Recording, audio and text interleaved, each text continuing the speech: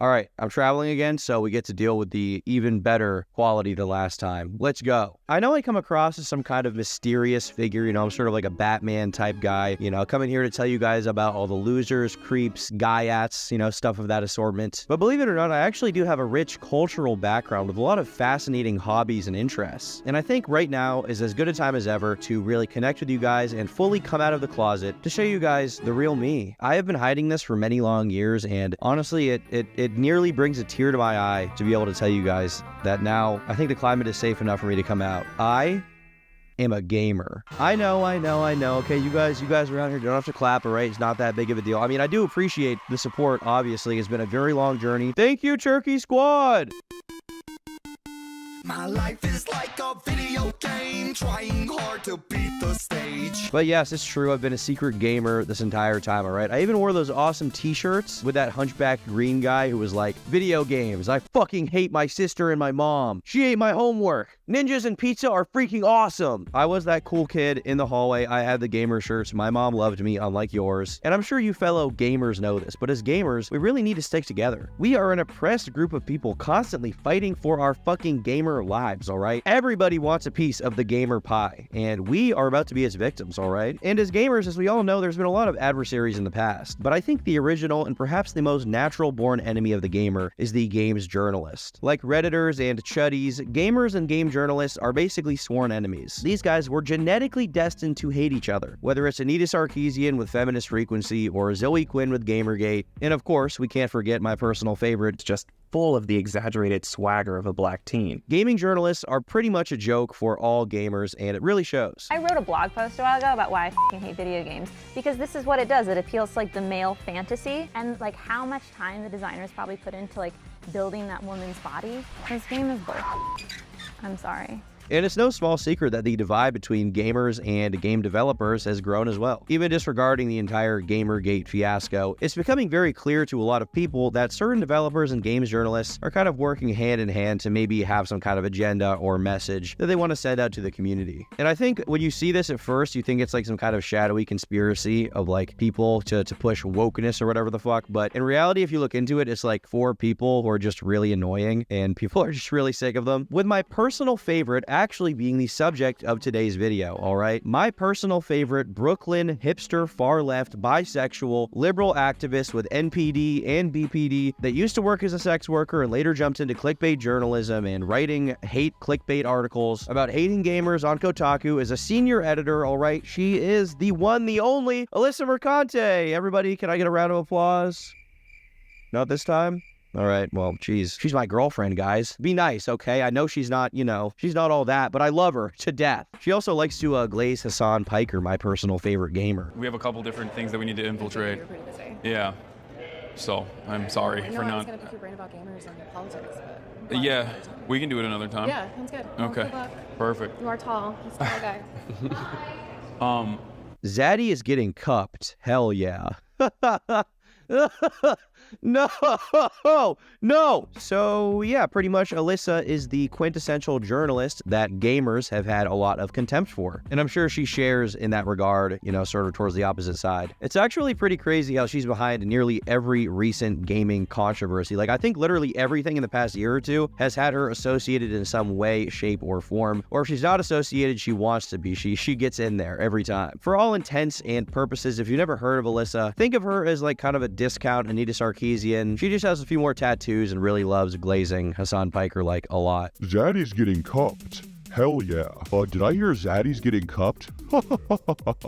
Hell yeah, brother. Now, Alyssa's claim to fame and probably her biggest controversy to date, the thing that people really hate her for, is this article she wrote about the Sweet Baby Inc. controversy. In fact, the entire Sweet Baby Inc. controversy, to me, is a great example of something that, you know, really probably was not as big of a deal as people thought it was. Like, they're a relatively small company. Their influence is not nearly as wide as people think it is. But because certain people try to kind of like hide and censor and just like draw attention away from that story, more and more attention was drawn to it and it became a giant thing. Basically, Sweet Baby Inc. is a consulting team of writers and narrative designers. On their website, it reads, "Our mission is to tell better, more empathetic stories while diversifying and enriching the video games industry." But some people started looking into the employees and sifting through old tweets and videos of the people that work for this company, and they started to theorize that basically the real Sweet Baby Inc. was like not really a real writing consulting firm, but rather a woke DEI company that forces political ideologies in their games, as well as like pushing like stuff like race swapping for no reason to kind of appeal to the diversity crowd. To give the people who really don't like Sweet Baby Inc. credit here, there are a lot of really funny clips. Like there's this really great clip of one of the co-founders talking about how they want to terrify people to put diversity in their games, or they're gonna face the consequences. If you're a creative working in AAA, which I did for many, many years, put this stuff up to your higher ups. And if they don't see the value in what you're asking for when you ask for consultants, when you ask for research, go have a coffee with your marketing team and just terrify them with the possibility of what's going to happen if they don't give you what you want. I usually get grossed out when straight white people kiss, but even I think those two are pretty cute. Do you like free things? Do you like awesome things? Well, today I partnered with GamerSupps to give away free samples using my code TOM. GamerSupps is the best powdered energy drink in the game. They've got flavors like lean with this mysterious man on the packaging. They've also got raw meat for all of you intelligent jacked beasts out there. And who could forget guacamole gamer farts? I know you guys love a good gassing. It's got 0 sugar, 0 carbs, and it's less than 1 calorie per serving. Sorry to any boogie fans out there. GamerSupps is keto friendly, diabetic safe, cheaper than energy drinks or soda, and there's no crash from this delicious caffeinated beverage. They've even got a caffeine-free option if you're weird and cool. I mean, it's cool if you don't like it. You're not a pussy if you don't like caffeine. You're normal. If you don't like caffeine, you're normal, actually. And of course, everything tastes better out of a degenerate waifu cup. And today, GamerSupps and I are giving away some free samples just for you. Completely free, free shipping. What do you have to lose? So use my code TOM at gamersupps.gg to get your free sample. Or hey, if you miss out on the free samples, no worries, you'll still get 10% off any purchase at gamersupps.gg with my code TOM. Do it right now before I do something nice to you. So at this point, the conversation becomes about how Sweet Baby Inc. is very politically captured and is trying to put DEI, diversity, equity, inclusion type stuff in games when it's not necessarily needed. Or perhaps more importantly, and I think this is a more valid criticism, the idea that this company is very concerned with putting politics in games rather than making the story good, right? Because to be clear, there are undoubtedly a lot of people who see like quote unquote DEI or wokeness in games, and that's just because it's like a black guy, and it's like, what the fuck? What are you talking about? But for a lot of people, Sweet Baby Inc. is not just about something as benign as that, right? It's a deeper conversation. And in response, there would be a Sweet Baby Inc. curator, a Steam group created that would essentially tag games that had Sweet Baby Inc. associated with them, so people knew which games to not buy, I guess, if they were on the fence. Which, that is their right. I think that there is maybe, once again, this conversation is not so black and white as with all political conversations, like one side is like really annoying, and the other side, in opposition to being annoying, can kind of become even more annoying, which I think to an extent is what happens a lot of the time. And in this world of stuff, I think that the conversation around this stuff in games, it may have started, I think, a lot of the time with a lot of very benign intentions of just like, hey, it's kind of fucking cringe to just shove gay shit in video games with no justification or reason behind it. Like, you guys have seen the way that a lot of this sort of stuff is unnecessarily forced into media when it doesn't really need to be there. There's nothing wrong with having gay people in video games or having gay people in movies, having literally any diversity in a movie. It's totally fine. I think that the real concern, if you have one with this kind of stuff, should be when it's inserted and done poorly. But from here, the narrative kind of becomes that this group, which is looking into Sweet Baby Inc., was actually secretly made to harass people and the game developers. And it wasn't just a tool for people who don't want to play these games, right? It was secretly harassing the journalists, and it was really going out of their way to destroy them and destroy their lives. Now, this is the really wacky part, okay? So stick with me here, because we're getting pretty deep. Everything was kind of fine and dandy despite all this, until one day, out of the blue, a Sweet Baby Inc. employee would go on Twitter calling out this detector group and calling for it to get taken down, linking to the group as well as the group's creator to report the fuck out of them. This right here is what really started this controversy and why such a major outcry has been coming from almost everyone who began pouring out,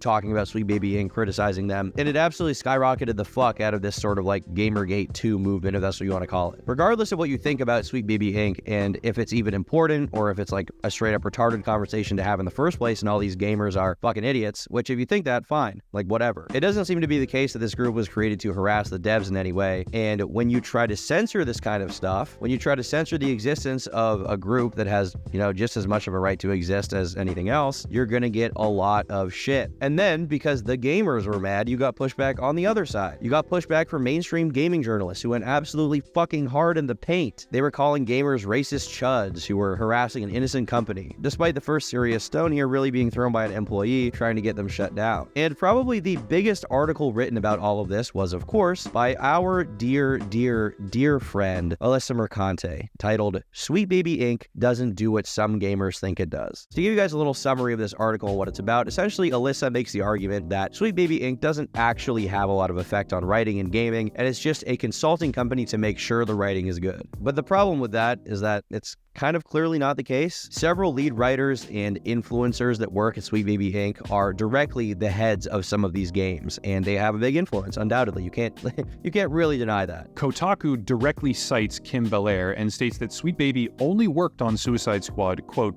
long after the story was written, end quote. However, looking at IMDb, that doesn't seem to make sense to me. In the official credits, we see three names, Grant K. Roberts, Amy Lee Shaw, and Kim Belair. Grant Roberts is a lead script writer, Amy Shaw was a junior writer, and Kim Belair was a regular writer.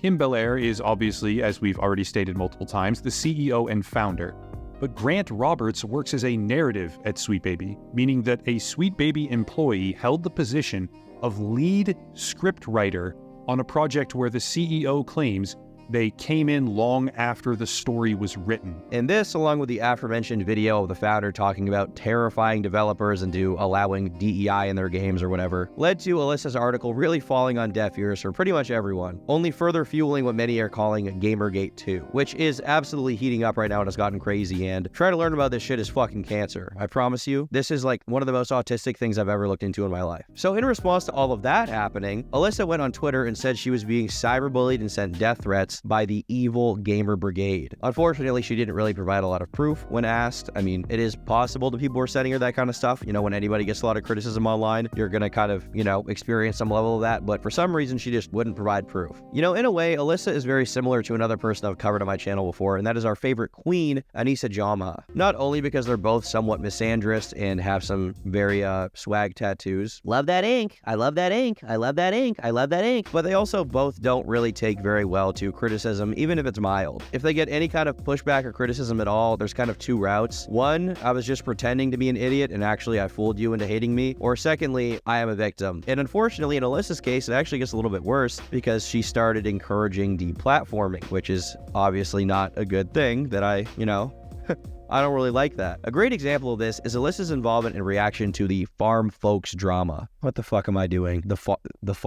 The farm folks drama. The farm folks situation is crazy, guys. The farm folks situation has just evolved, and you won't believe what happens next. It's kind of a messy, weird, strange, esoteric situation, but here's what happened. So the Twitter account of a game called Farm Folks made a joke tweet about breast physics in their game. A little bit of a harmless boob joke, okay? Who doesn't like that? Do you guys remember those breast cancer bracelets from like 2009 that just said I heart boobies, and then like people would just wear them and be like, huh, yeah, I care about cancer so much. That was me, by the way. I mean, I was 7, but that is me. Well, apparently the very stuffy, no fun allowed Zoomer crowd, which unfortunately are people in my generation, which sucks, they started giving farm folks some backlash, which ended up making them make a statement on Twitter where they apologized for the very harmful joke about inflating amazing giant breasts that might even fill up this whole room. I wrote that in the script. Alyssa then made a very clickbaity Kotaku article about the controversy where she kind of stoked the flames further and lied by claiming that the Farm Folks CEO implied that all gamers were incels. So the actual CEO of Farm Folks called her out on Twitter for pushing a narrative and kind of trying to use this Farm Folks controversy as if it's like some kind of big own on the incels out there. And then Alyssa replied essentially gloating about the fact that she was kind of misrepresenting things and, just fucking around. She's fucking around, all right? She's being silly. And the CEO then responds again with a very, very based, very true, pilled line, some may say, where they say, "You've been using me as a tool tool against your nemesis. You misrepresented a few of my points. Basically, Alyssa used this entire controversy as a tool to send out the message that all gamers are racist incels because, as always, she seems to really hate video games and gamers despite being like a gaming journalist, which is like, you know, it seems like a weird field. It seems like a weird field to pick if you don't really like it. But that's not where it ends. Oh no, it's only going to get more heated from here on out, okay? So a YouTuber called Smash JT then covered this entire farm folk situation, to which Alyssa started crying about it on Twitter. She said that people were trying to kill her, but then she took it an extra step, okay? She was feeling a little bit feisty that day. So what was Alyssa's feisty response here? Her response to people calling her out for misrepresenting the CEO of Farm Folks to push an agenda she wanted to push. What was her response here? How did she deal with this? Well, it was by it was by targeting Smash JT's wife. The only logical thing you could possibly do. I can't speak to the nature of your relationship or what kind of father he is, but I certainly wouldn't want my partner harassing women online over video games and platforming the people that are threatening to kill them. It seems like something he shouldn't be so invested in at his age. And this pissed off Smash JT so much that he created the hashtag #EndKotaku on Twitter, as well as Kotaku Detected, which is a new page specifically dedicated to pointing out people associated with that company. He went on a straight up fucking warpath. Like now, things are eating up even more. But Alyssa's interest in talking about Smash JT did not stop there. Oh no. During a stream that he appeared on as a guest, Alyssa started flexing in the chat that she had raised $22,000 for Trans Lifeline to try and own him, to be like, I did a good thing, you didn't do a good thing, I did a good thing. And then Smash JT's reaction to that was kind of, I mean, it was pretty funny, okay? It was pretty funny, I can't lie. Ryan, shut up. Alyssa. I don't care anymore. You're a fucking digital prostitute. Ryan, shut up. Now, by this point in time, Alyssa had been getting heavy pushback by a lot of different gamers, and instead of kind of, you know, backing off and letting it die down, she decided to fan the flames even further by going on stream and telling anyone who disagreed with her to fight her, as well as saying, we don't want you stinky gamers. Maybe say, we don't want you around if you're going to be a cunt. Yeah. And hateful. And that the games industry is diverse naturally. Not because anyone's making them be diverse. Because the world is diverse, you stupid motherfucker. Well, as it turns out, another YouTuber named Vara would actually take Alyssa up on that offer, saying that she would 100% be willing to fight her. Take her in the ring with some Krav Maga, a little bit of fucking Brazilian Jiu-Jitsu, okay, a little bit of water bottle technique, a little bit of, gay sex, a little bit of fighting, a little bit of Joe Roganism, okay, a little bit of Jocko Willink in there. They were gonna go toe to toe. Because she decided to say nobody wants to take her up on her offer, I decided to. I put up a tweet and said, can't hit up this little bitch who's hiding behind a block. So send me a DM and let's talk match details. And I am very serious. And Alyssa actually responded to that. And then Keemstar, of all people, because he has to be in every fucking story, I can't avoid this fucking bald guy. He chimes in and says that his company, Happy Punch, would gladly help set up their fight. Now, to the surprise of not a lot of people, Alyssa ended up backing out of the fight, saying that she would want to do it for charity and that she just refused to give Keemstar any money because he is truly evil. Which, frankly, he is Italian, so, you know, I understand her position. But then she messaged Vara personally and said that they could meet up in private because she actually generates content or something. I don't know what the fuck she's smoking, but she obviously knows they're not gonna like meet up in private to fight alone or something. Like, what? You're just gonna fight like behind a Denny's? Is that what your idea was? We're gonna fight behind a McDonald's? And Alyssa then blocked Vara, so it kind of ends this whole little saga at this point. And it sucks to see because, you know what? To her credit, regardless if you like her or not, I think this would have been some really great content. But of course, when it comes to most kind of online threats and tough guy acts online, or in this case, tough girl, they're almost always empty and toothless, unfortunately. So despite being a self-proclaimed activist that fights the good fight and battles racism, Alyssa is actually tragically a racist herself. I know, it's shocking, it's sad. It does make me upset to hear. I didn't want to see it happen, you know. You guys know I speak out against these issues every day, okay? The amount of racism in gaming right now is just disgusting, but unfortunately, Alyssa has sort of joined the racist horde there. One of her most infamous tweets is when she replied to somebody who was talking about the CEO of Sweet Baby Inc. being racist, and she had a very interesting reply where she said, "Hi, you can't be racist against white people. Thanks for tuning in." And this reply gained so much fucking controversy controversy that a community note was even added somehow, saying racism isn't limited to marginalized or minority races and ethnic groups. It is simply the unfair treatment of people who belong to a different or specific race, which can in fact include white people. Because like, duh, like fucking obviously. But unfortunately, this is the kind of political brain rot that Alyssa is engaged in at this point in time. She is down the fucking, I don't even know what kind of pipeline this is, the bread tube pipeline, the Vosh pipeline. It's a bad pipeline, all right? It's a very bad pipeline to be down. You don't want to be there. You do not want to have a Voshian perspective on things. It's bad. But Alyssa's horrifying bigotry does not end with white people. Oh, no, okay? Her fucking bigotry and racism also extends to the great country of Japan, the home of the blade. All right, so you guys know about Assassin's Creed, I assume, okay? It's just like the Slav Empire at this point, I guess. The gaming equivalent of YouTube Slav content, okay? Because they just keep pumping them out. Well, a few months ago, they announced a new Assassin's Creed game that would take place in Japan, and it would feature a samurai, but this time a black samurai. I don't even care that there's like a black guy in Japan, because it's like a fucking fictional game, so I don't think anybody should give a shit about that. It's like, you know, it's a cartoon, okay? I don't care. But I do have to say, it is a little funny that the game where you have to blend into a crowd of 99% Japanese men to assassinate your target, the game where that is the fucking goal, you're playing as a black samurai in Japan. Like, that is...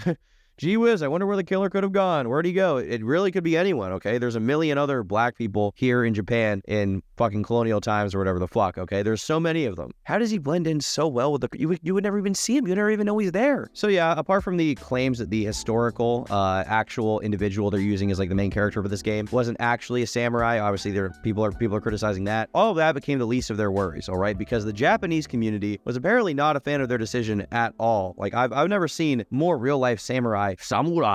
The samurai. Okay, I've never seen more real-life samurai come out of all corners from the internet to slice and dice, all right? You will read Hagakure, and you will read it now, motherfucker. So Ubisoft, the game's developer, ended up issuing an official apology to the Japanese player base. But then Alyssa Mercante came in because she wanted to talk about this whole thing, and she tried to kind of frame this all as like a secret underground white neo-Nazi gamer cult being racist. This was never about anything other than hate, is the title of this article, and it is perhaps one of the most racist freaking articles of all time, all right? We're in for some fucking fire here. Essentially, she goes after the thousands of Japanese people who didn't like this decision by Ubisoft, and she essentially calls them all racist because they didn't want something kind of historically inaccurate and dumb to represent their culture in this video game, right? I'm very ashamed of you, Alyssa, okay? I personally cannot believe this bigotry. I think that you need to walk it back, okay? I think that you need to apologize on your hands and fucking knees to Obama. Real talk, though, I do think it is funny how desperately she's trying to frame the backlash as it's like only MAGA white guys that are mad at this, which, to be fair, those people do exist, okay? Those people do exist, and they are a part of this sort of oppositional side that's opposing Alyssa Mercante, right? But an overwhelming majority of the backlash seems to have been from people in Japan who are like, bro, you made us black.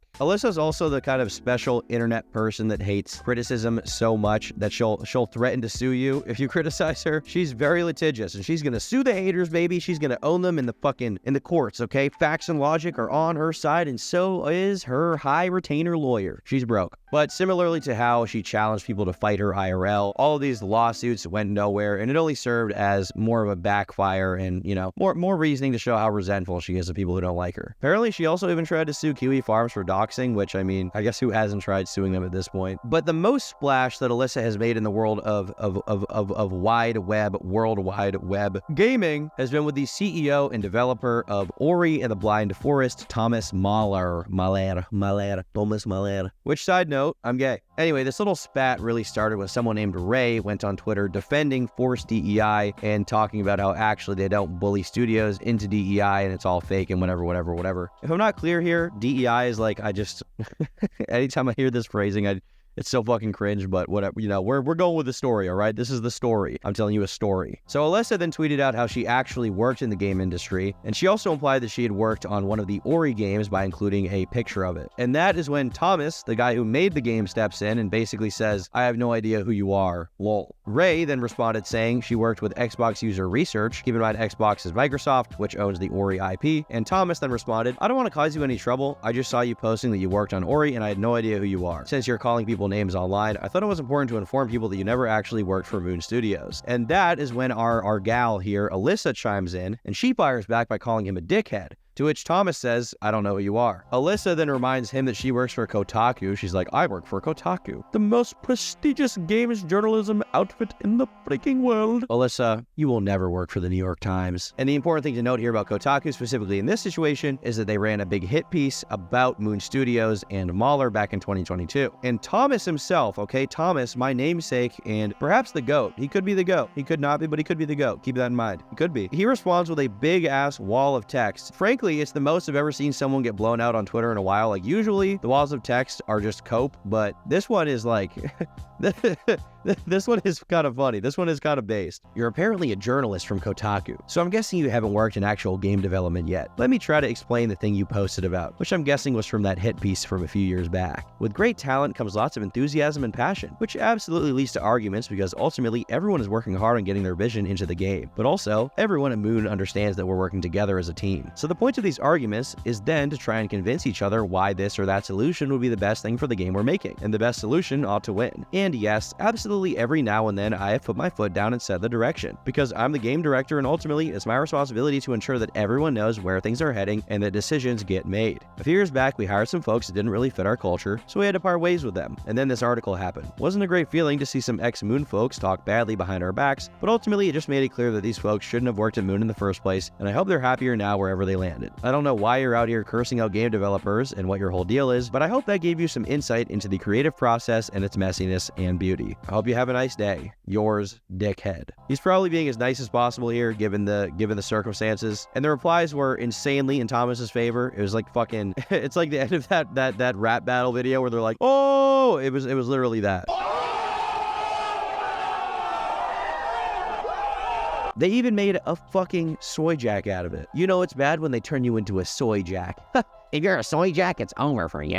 Oh my god. They drew you as a soy jack? It's done. You're over. And unfortunately, all of this happening led to a very sad day for all of us, which is that Alyssa Mercante has actually left Kotaku. It is a very sad day. I don't know how I'm gonna make another video. You know, it is just a lot to take in. Like she left Kotaku, and that is sad. It is, you know, she did a great job. She was a great writer, a speaker, a thinker, a philosopher, a model. Zaddy's getting cupped right now. Okay, it's pretty.